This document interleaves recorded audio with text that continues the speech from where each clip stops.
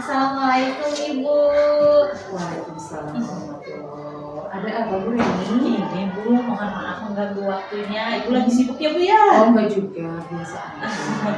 Ini Bu, kebetulan saya ada mau minta bantuan sama Ibu. Perihal apa ya? Terkait ini saya ada tugas untuk mewawancara kepala sekolah. Kebetulan Ibu sebagai kepala sekolah saya mau minta bantuan terkait bagaimana penyelesaian dan pengambilan keputusan yang akan Ibu ambil ketika ada kasus-kasus. Mungkin itu topiknya. Boleh. Terima kasih Ibu sebelumnya. Sama-sama. Mungkin kita mulai saja ya Bu ya. Begini Bu, untuk yang pertama, selama ini bagaimana Ibu dapat mengidentifikasi kasus-kasus yang merupakan dilema etika atau rujukan moral? Baik, Bu Reni, terima kasih atas pertanyaan nomor 1. Tatkala melihat persoalan-persoalan yang ada ya, tentu saya sebagai seorang pimpinan harus melihat ini persoalannya seperti apa, kemudian kita identifikasi. Bermula dari situ langkah awal satu ini, tatkala ada masalah yang muncul. Ya, berarti dimulai dari mengidentifikasi kasus apa itu ya Bu ya? Mengidentifikasi, betul. Mungkin untuk selanjutnya Ibu, selama ini bagaimana Ibu menjalankan pengambilan keputusan di sekolah Ibu, terutama untuk kasus-kasus di mana apabila ada dua kepentingan yang sama-sama benar atau sama-sama mengandung nilai kebajikan. Baik, persoalan yang dua-duanya sama-sama benar ya, sama-sama mengandung nilai kebajikan. Mungkin begini Bu Reni, kalau ada persoalan yang sama-sama benar, maka kita lihat ini yang prioritas atau yang mendesak yang mana, maka kita ambil yang itu. Penyelesaian yang harus kita lakukan pertama kali dan lebih urgent adalah persoalan yang memang mendesak harus diselesaikan. Dari identifikasi kan berarti persoalan kita identifikasi mana nih yang urgent, mendesak. Dua-duanya sama-sama benar, tetapi pasti ada salah satunya yang urgent. Nah, berarti yang urgent yang didahulukan solusi. Berarti dilihat dulu mana yang prioritas dan mana yang mendesak ya Bu ya. Untuk selanjutnya Ibu, langkah-langkah atau prosedur seperti apa yang biasa dilakukan selama ini dalam hal pengambilan keputusan? Baik, langkah ya. Langkah dalam pengambilan keputusan terhadap permasalahan yang terjadi ya. Kalau langkah berarti dari tadi mengidentifikasi masalah ya. Ini masalah kenapa terjadi, otomatis kan dari mulai mengidentifikasi. Setelah mengidentifikasi, tetap saya sebagai pimpinan harus menggali dulu.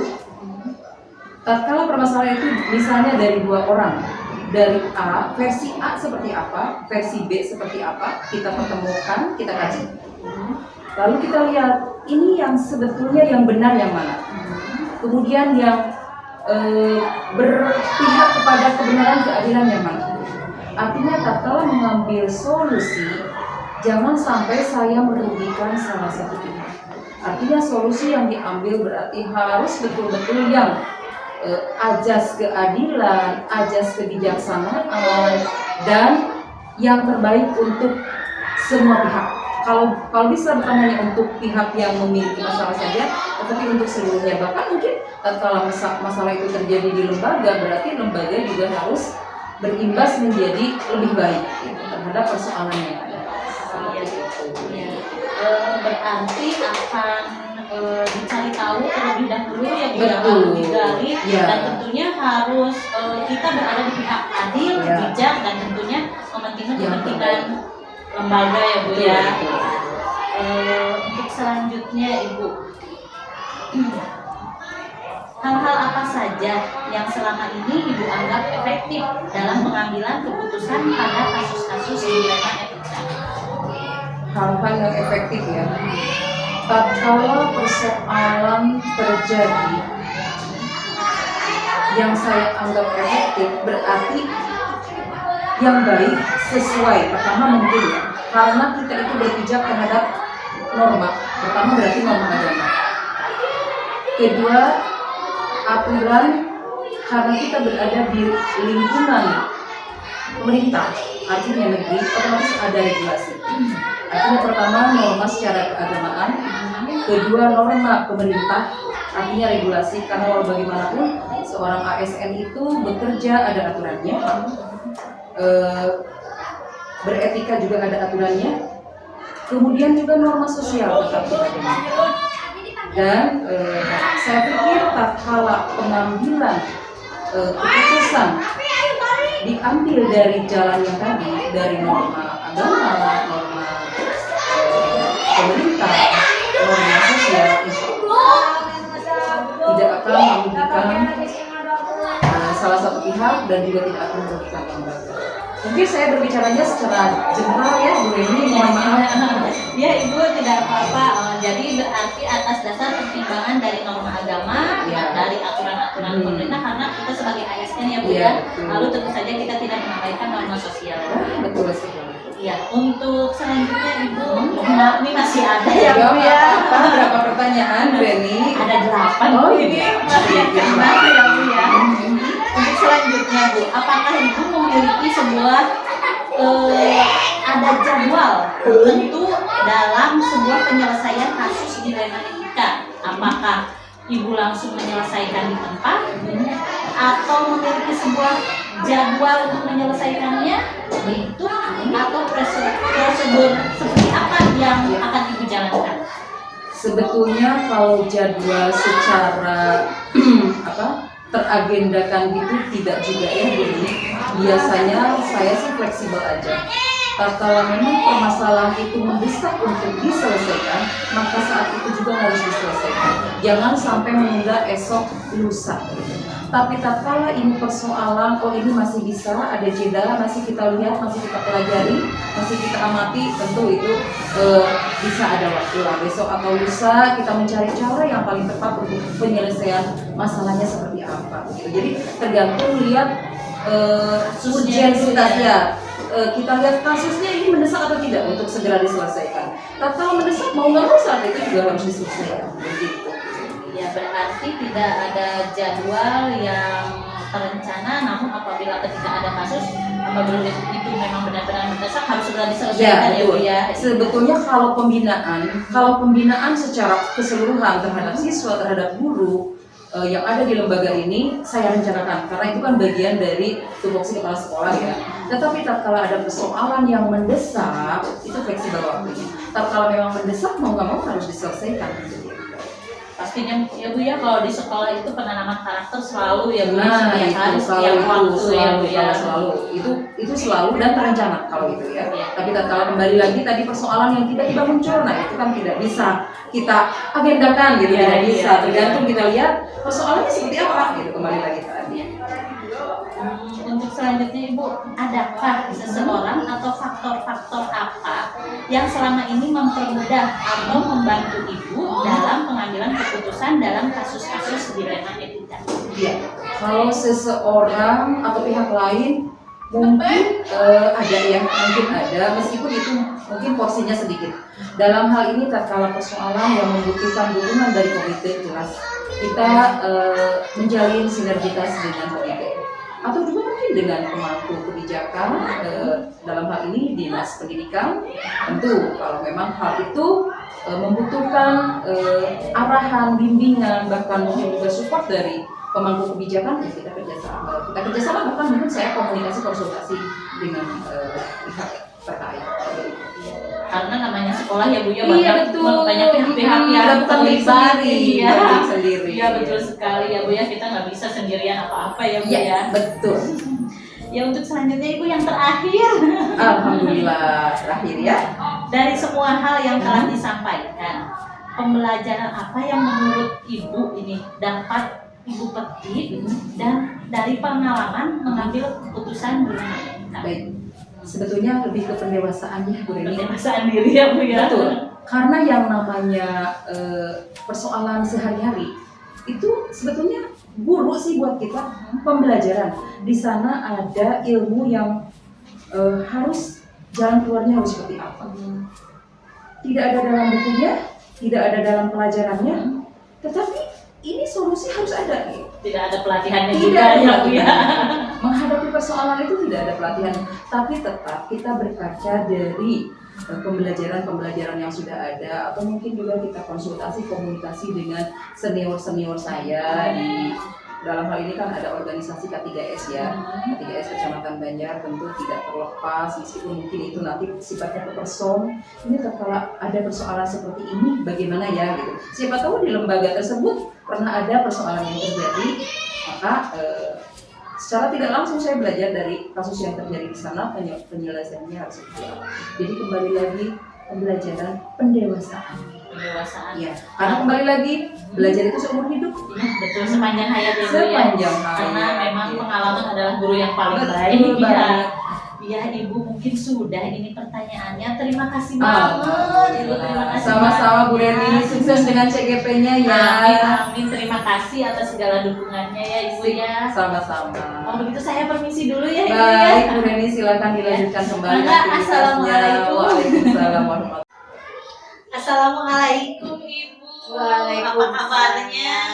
Alhamdulillah baik Bu. Silakan duduk Bu. Ya, terima kasih Ibu. Ada yang bisa dibantu Ya Ibu, perkenalkan saya Reni Logani. Saya dari SDN 2 Malopang. Kebetulan saya sedang mengikuti pendidikan guru penggerak Ibu. Nah, di mana salah satu tugasnya ada hal yang harus saya tanyakan kepada dua orang pimpinan. Kebetulan pimpinan saya sudah, dan sekarang saya minta bantuannya dengan Ibu sebagai pimpinan dari SMP Haromain tentang bagaimana penyelesaian kasus dan pengambilan keputusan itu. Bagaimana Ibu berkenan kalau Insya waktunya? Allah Bu Reni siap. Terima kasih Ibu sebelumnya. Mungkin nanti akan ada beberapa pertanyaan Ibu yang akan saya tanyakan terhadap Ibu ya Ibu. Kita mulai saja ya Bu ya. Begini Ibu, untuk yang pertama, selama ini bagaimana Ibu dapat mengidentifikasi kasus-kasus yang merupakan dilema etika atau bujukan moral? Selama saya bertugas di SMP Haromain dalam mengambil keputusan dilema etika dan bujukan moral itu, memang kita pertama harus melihat dulu kasusnya. Apakah kasus ini merupakan etika atau moral? Nah, dan di etika dan moral itu pun harus diidentifikasikan. Apakah kasus ini tahapannya rendah atau berat gitu. Nah, sehingga dalam keputusannya pun berbeda-beda gitu. Nah, langkah yang pertamanya kita mesti mengumpulkan dulu data atau fakta, mulai dari orang yang melakukan kesalahannya, lalu kita meninjau nilai-nilai apa yang terlanggarnya, dan dari situlah kita akan mengambil suatu keputusan. Ya, berarti dari tetap ada identifikasi dulu ya Bu ya. Untuk selanjutnya Ibu ya, bagaimana Ibu menjalankan pengambilan keputusan di sekolah Ibu, terutama untuk kasus-kasus di mana ada dua kepentingan yang sama-sama benar atau sama-sama mengandung nilai kebajikan? Nah, kalau yang mengambil keputusan yang memiliki nilai sama-sama benar, itu kita lihat benarnya itu benar yang individual atau benar yang kelompok. Maksudnya efeknya gitu, pengaruhnya. Kalau pengaruhnya ini secara individual, maka kita kesampingkan terlebih dahulu. Tetapi kalau kebutuhannya itu secara kelompok, maka itulah yang diambil. Tetapi walaupun itu yang diambil, kita harus, karena kita ada di lembaga pendidikan ya, pasti yang bermasalah adalah siswa, maka kita harus mengutamakan dulu kepentingan siswa itu sendiri. Ya, berarti tetap menghamba kepada murid Iya, yang segala iya. sesuatunya tetap murid yang utama. Iya. Ya Ibu, untuk selanjutnya langkah-langkah atau prosedur seperti apa yang biasa Ibu lakukan selama ini dalam pengambilan keputusan? Dalam pengambilan keputusan itu langkahnya yang pertama adalah yang tadi berbicarakan bahwa kita menampung data-data atau fakta baik dari orang yang melakukan kesalahan, lalu kita data-data dari orang lain. Setelah data-data terkumpul, lalu kita menilai apakah nilainya ini nilai-nilai yang dilanggarnya itu sangat berat atau tidak. Nah setelah itu, kalaulah itu sangat berat ataupun tidak berat pun, kita tetap mengadakan dulu suatu musyawarah. Baik musyawarah dengan pelaku, lalu orang tua pelaku, lalu komite, lalu dengan guru, kita duduk sama-sama berunding bagaimana seharusnya kita bersikap atau memutuskan sesuatu ini. Setelah kita berunding, kita tetap tidak serta-merta harus ini gitu, tidak seperti itu, iya.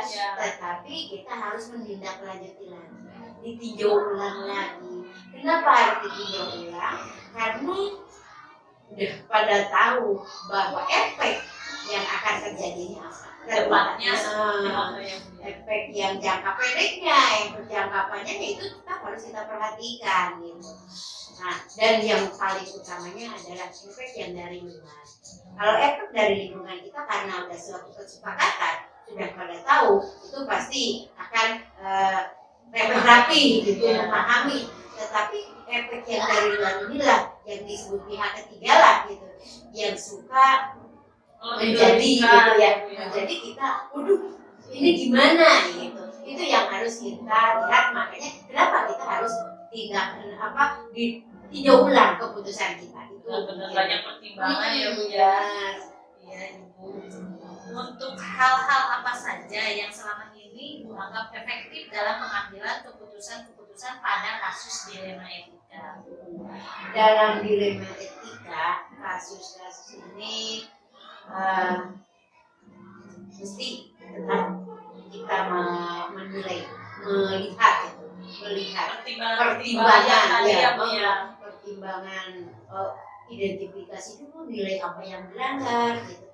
Lalu jangka panjangnya juga ya Bu. Jangka panjang terutama kan anak ini masanya panjang gitu, bukan sekarang diputuskan ini akan efeknya masa depan dia gitu. Jadi benar-benar harus masak gitu, keputusannya pun harus benar-benar adil, benar-benar berpihak pada siswa itu sendiri, dan itu harus bisa menjaga nama baik keluarga, nama baik lembaga, nama baik semuanya lah.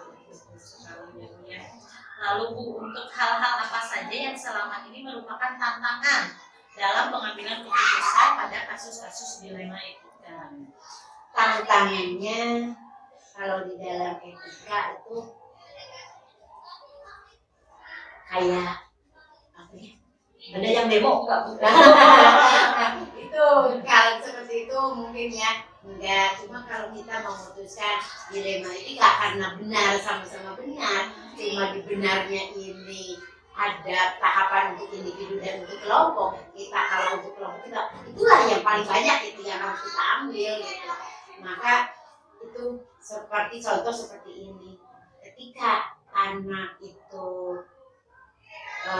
datang terlambat gitu, dia harus mementingkan keluarganya karena menunggu orang tuanya sakit, dia terlambat masuk sekolah. Nah itu kan sama-sama benar dia melakukan pekerjaan itu benar. Nah lalu dia juga Udah datang ke sekolah, sekolah, cuma memang itulah telatnya. Maka di sini kita benar-benar harus bijaksana. tidak bisa langsung hukum ya. Tidak bisa, karena ada pepatah bahwa sekolah bukan buku, tapi sekolah adalah bengkel. Di mana yang bengkok harus diluruskan. Nah, walaupun perubahan itu hanya sedikit gitu. Itulah mungkin dalam memutuskan sama-sama benar, jadi harus dilihat mana yang lebih bermanfaat gitu. Jangan egois gitu.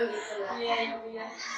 Untuk selanjutnya Ibu, apakah Ibu memiliki jadwal tertentu dalam sebuah penyelesaian kasus dilema etika?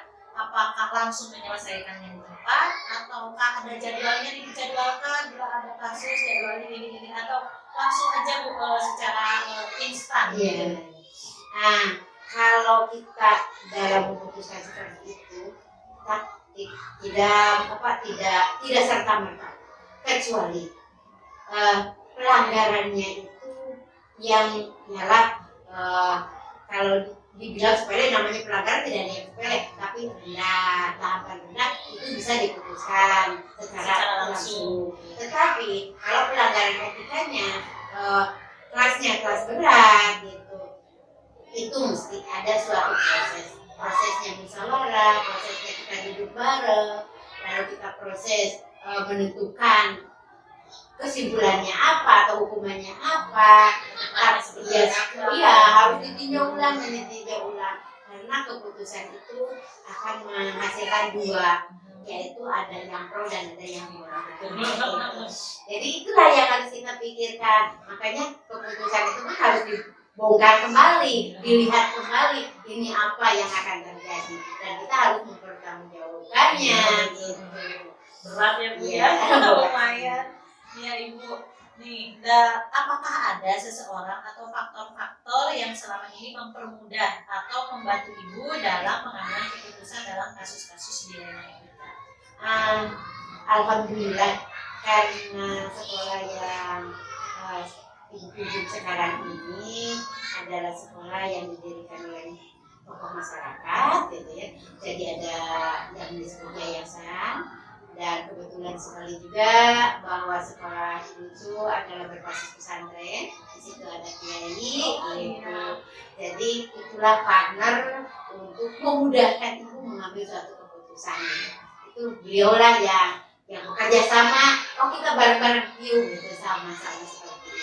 Alhamdulillah ya, seimbang ada ini ya, ada agamanya juga. Gini Bu, dari semua hal yang telah Ibu sampaikan, menurut Ibu pembelajaran apa yang dapat kita petik dalam pengalaman pengambilan keputusan yang selama ini Ibu ambil? Pengalaman selama ini yang bermanfaat bagi diri saya. Pertama adalah belajar bersabar, belajar bijaksana, belajar menyampingkan ego. Ego kita seorang pemimpin kok gitu, harus disampingkan. Lalu kita juga belajar memahami antara sikap dan perbuatan mana yang harus kita lakukan. Itulah yang sangat bermanfaat sekali buat ibu. Yang paling bermanfaat belajar sabar. Gitu. Banyak pembelajaran ya, belajar sabar dalam memutuskan segala sesuatu. Benar-benar ya Bu ya, saya mendengar pemaparan dari Ibu saja, saya juga ikut belajar banyak hal yang saya pelajari, ikut banyak pembelajaran yang bisa saya petik. Terima kasih Ibu, mungkin itu sudah ya Bu ya beberapa pertanyaan yang saya berikan kepada Ibu. Terima kasih untuk waktunya, mohon maaf mengganggu. Tidak, terima kasih juga, kita kan sharing. Mudah-mudahan bermanfaat buat nanti CGP menjadi seorang guru dan nantinya akan jadi seorang pemimpin lebih bijak dari yang sudah dilaksanakan. Banyak pembelajaran Ibu. Terima kasih sekali lagi Ibu. Kalau begitu saya permisi dulu Ibu ya. Maka Ibu. Assalamualaikum. Waalaikumsalam.